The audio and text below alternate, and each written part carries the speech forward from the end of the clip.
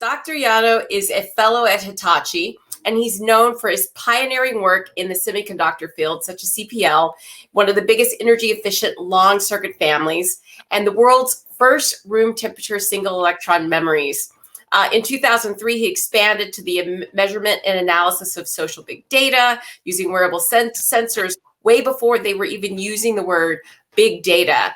And he's been introduced in several HBR, Harvard Business Review articles as pioneering.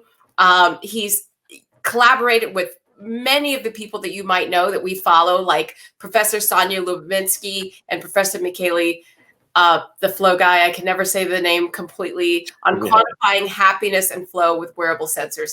He has over 250 patents, is an amazing person. But one of the things that you probably wouldn't guess about Kazuo is he has been tracking his data since the early 2000s, which is truly amazing. And he's doing something with the accelerometer, which when I heard about it, it was absolutely shocking. And what we love to do at the TransTech conference is we love to bring things to you where when you hear about it, you think, oh my God, I cannot believe that they are doing that. And so, Kazuo, I'm so happy that you're here. I would love for you to start out by telling people about AI and happiness, and why would an AI scientist focus on happiness?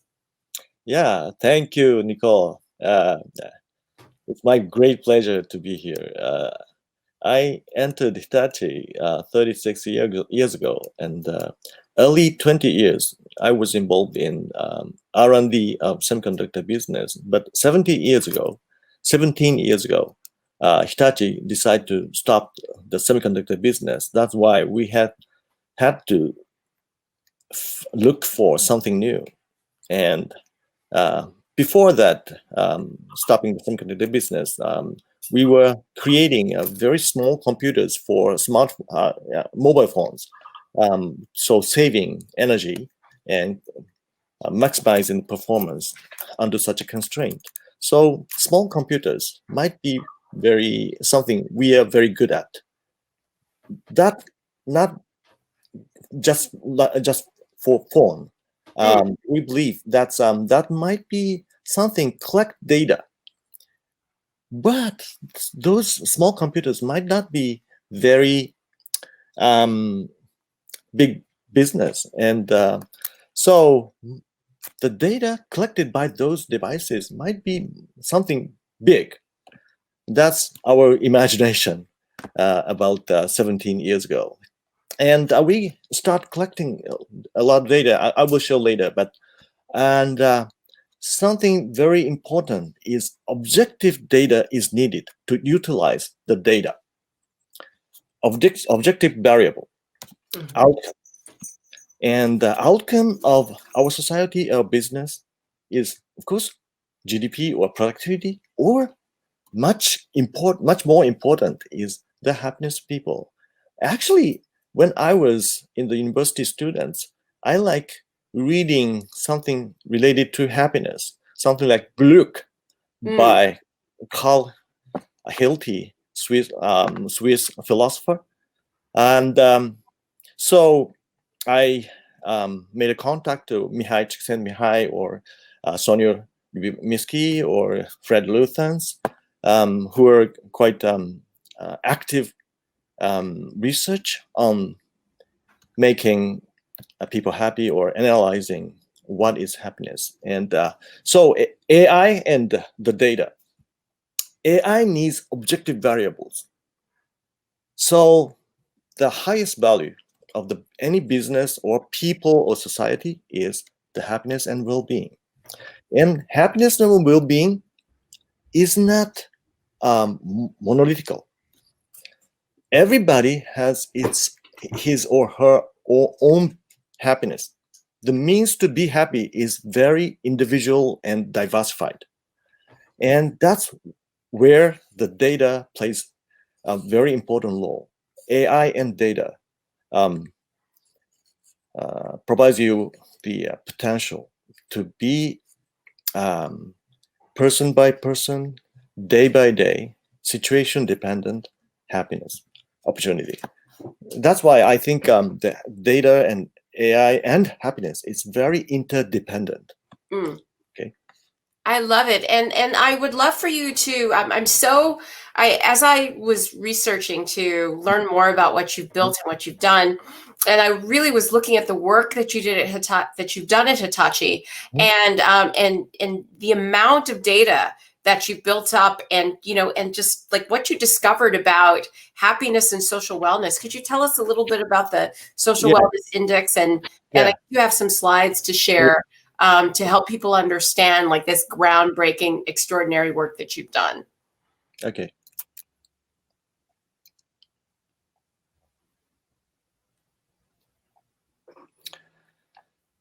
Okay. Of course, can I? Yeah, it's showing. Yeah. So the means to be happy is quite person to person. It's quite dependent, but the result of the happiness occurring in our whole body by chemical reaction is quite universal, and many of them are occurring in our body and quite invisible. But physical motion that can be observed from outside body, and that's why we start collecting data by using small computers such as this response sensor, batch sensor. We start developing these devices year 2004, collaborating with MIT, Sandy Pentland, and Alec Brimnosen, and others. And anyway, there's nobody who are willing to put those devices. And so I became the first test subject. And I put this response sensor on my left wrist, March 16th, year 2006. And since then, more than 14 years of my life has been recorded on my computer. And, Wow. and this is year 2009, me. The horizontal axis shows 24 hours, and January to December vertical axis. Red shows active motion, blue shows no motion, green is something between. And naturally, I'm sleeping in the nighttime, so you see blue, region. But on this March, April, May, you see some irregularity of my life. And you see in February, I'm moving on the nighttime and sleeping in the evening. That's I was in San Francisco, and so the time zone is changed. And on this November day, I'm moving whole day long until 4 o'clock in the morning. On the day, actually, I moved into this new house, and I was overwhelmed to tackle a lot of boxes. And this is some flavor of 10 years of my life. So technology allows us to, bird's eyes view of 1 month's life for 10 years in one shot. I can talk more and more on only this side, but I'll skip. But these are 4 people's 1 year of life pattern. For example, person B shows waking up at 5 o'clock in the morning, very laser cut pattern shoe. Or person C shows a very flexible life pattern, whereas you see 3 red lines. Commuting, lunchtime, commuting back to home is much more regular than any other people. Person D shows very active motion during commuting, something related to commuting, but if you look at 2 lines carefully, and I suppose the person D is changing train twice every day. So the data itself is very, a kind of a breadcrumb or just a debris. But if you combine them and look at the pattern, that has much higher meaning. That's what we have discovered 14 years ago. And actually, these activities are actually evaluated by Harvard Business Review or IEEE, the biggest academic society. I get actually one of the highest award this year. But anyway, we have collected more than 10 million days of life from various organizations, companies, hospital, nursing home, many other schools, and also, so these data includes every 20 milliseconds. Three-dimensional physical motion is changing every 20 milliseconds, as well as the survey data, such as how happy you are or how positive behaviors are found. And we discovered 4 universal pattern is found no matter what kind of business is in. Good organization, a happy and productive organization have 4 universal features. One is in a link count, communication network. Unhappy organization shows monopolized link to some small number of people, and others people are relatively isolated. So happy organizations show flat connections. Number 2, on a schedule, communication on a planned meeting is found in unhappy people, but any other communication is not found in other days. But happy organization shows 5 to 10 minutes short time communication much more frequently. The third, when they meet somebody who has authority or who know more, will talk, but monopolize the talk turns. So happy or unhappy organizations, happy organization has equality in talk turns. And number 4, communication is not by language. Yeah, but that's influence is less than 10%. Nonverbal cues such as nodding and responding in a good timing, and that allows us to synchronize motion with others. That shows much more seen in happy organizations or less seen in unhappy organizations. And all these have common universal pattern, micro pattern of physical motion, which, for example, every 10 seconds, move is 1, stop is 0, every 10 seconds. For example, 3 hours, about 10-1-0 sequence pattern, which I call physical microsequence. That is one pattern of sequence has a very high correlation with the questionnaire results on an organization level. So you see very straight line, correlation as high as 0.94 shows without survey data, very objectively, whether this organization is happy organization or not can be quantified or measured by this. And we carefully analyzed this pattern. This microsequence of the physical pattern every 10 seconds shows the person who has good pattern has happy people around. So this is the sign or behavior which makes other people positive influence, energize people, and giving positive influence. And that's why we call this social happiness index. And also the people who have good social happiness index provides have better productivity at call center, store, development project, very consistent. So, wow. Thank you. I it's so interesting. I've been spending a lot of time in Japan, and we'll go back to the deck in a second. I just want to comment on what you just showed. I've been spending a lot of time in Japan because, I really believe that the innovation from the Japanese consumer electronics companies, like the history of innovation, plus sort of like that cultural layer of paying attention to certain things socially and collectively, it's like the world is kind of catching up with you finally. It's like, wow, that's so interesting. And, I have seen people do,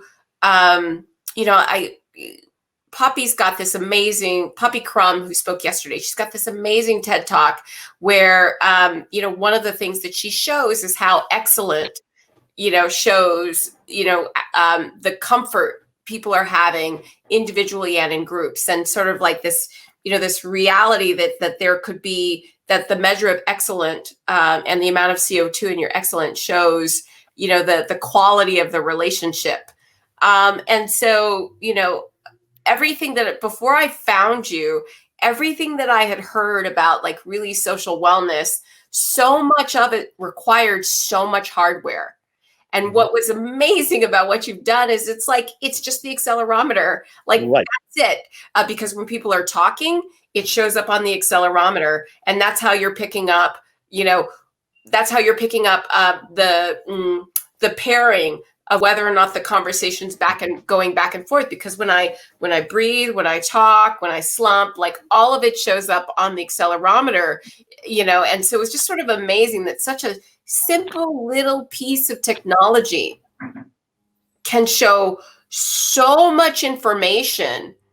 And then when you do it across, 5,000 man days across 10 organizations, to then have all of that technology sort of prove the point that we are the absolute happiest when we are connected with one another, and when we are helping one another be happy. It's like, it's like there are so many people who have been working on human growth and development for such a long time. And prior to the last few years, and then like the surge that happened with positive psychology, the surge of interest and flow. I mean, it's like this field for a very long time has, especially in the West, has really struggled to get enterprise to understand that this is how, this is really how organizations innovate, how they create psychological safety so that they can be very creative. And, and so it was just like, I love what you're doing because of the simplicity of it. And also because of how, you take two things that people don't normally expect to go together, happiness and AI, and you show how these two things go together. And I think we're about to get into the section where you show how, when the organization actually applies what they're learning, they actually see returns. And that is the biggest thing. So day one, we had Mark Bertolini and Jeff Walker in conversation. Mark ran Aetna, and that was one of the first Western Fortune 500 companies that prioritized well-being internally and also for reimbursement. And at that time, they were really, going against the flow to say that this was a real thing. And it would have been amazing because, if the two of you had been connected, you could have shown him the data already, because at that point you already would have had, years, or you could have helped him. He knew he was committed, but it's like the people he had to convince, he could have used, your data to show it, because you've been at it for such a long time. So I'd love the next section. Yeah. Maybe.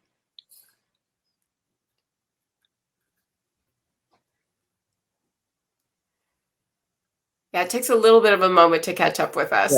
Yeah. So based on data, I just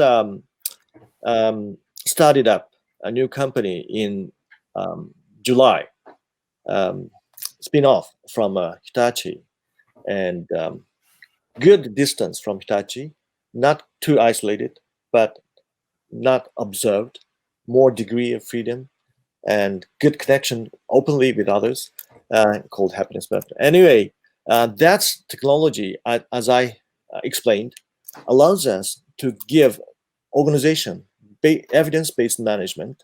For example, this is just one example of organization's bird's eye view: horizontal axis, social happiness index, trustworthy relationship, positive mind, psychological capital. We have more than 100 of benchmark points, and our customer can look at the positioning all these 4 quadrants and how external changes will affect that organization or not.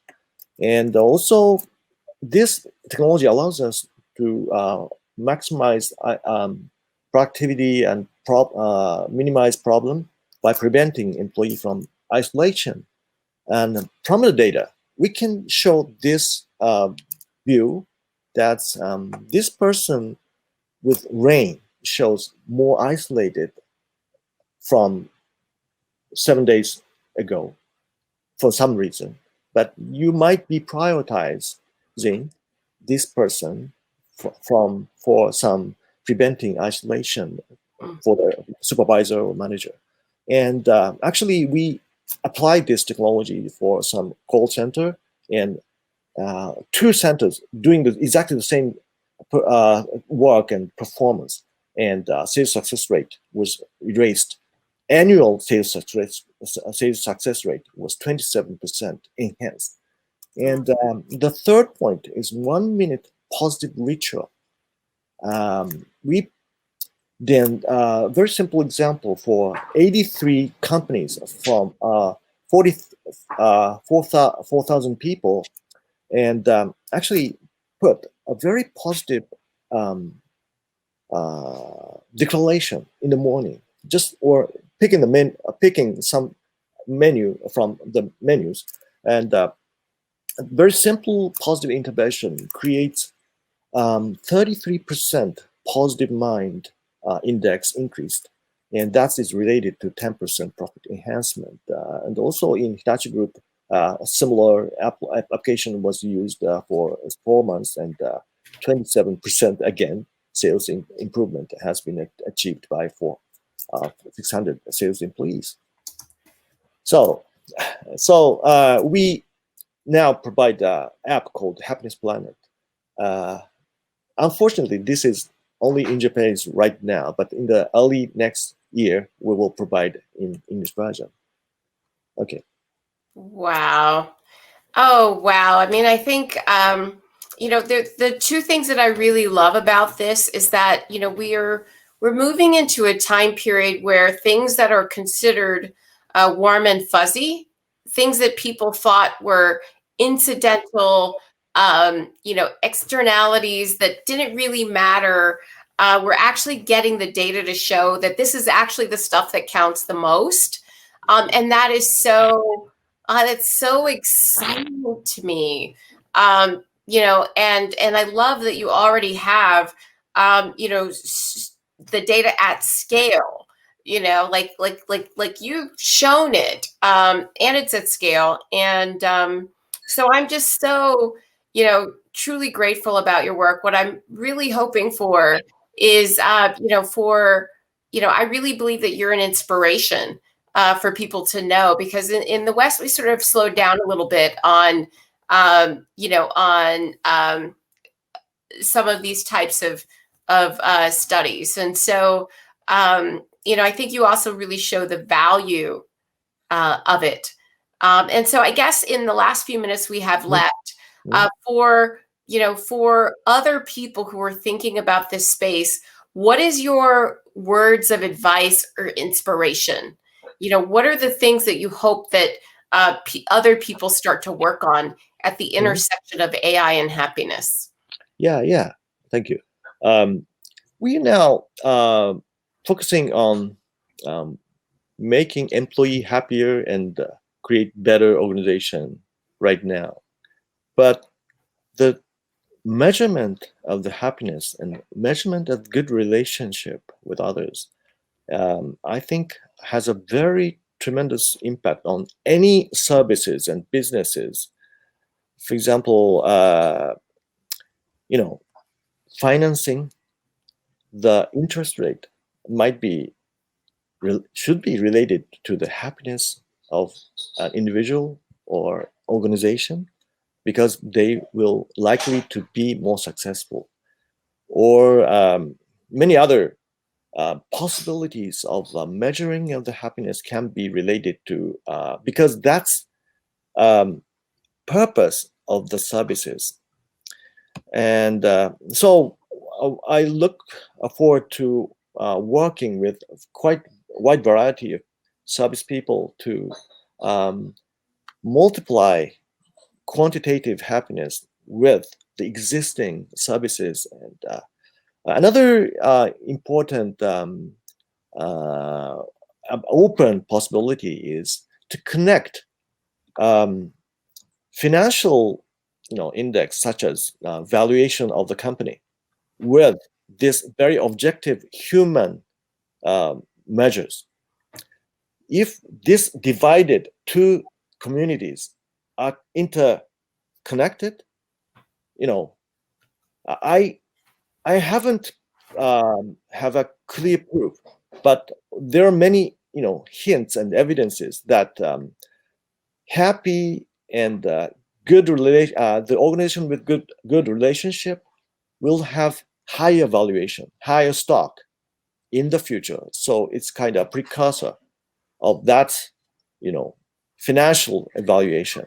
And so more and more, if you look at happiness as a very high, purpose, anything can be linked. That's a very interesting possibility. So I'd like to work more together with very diversified people.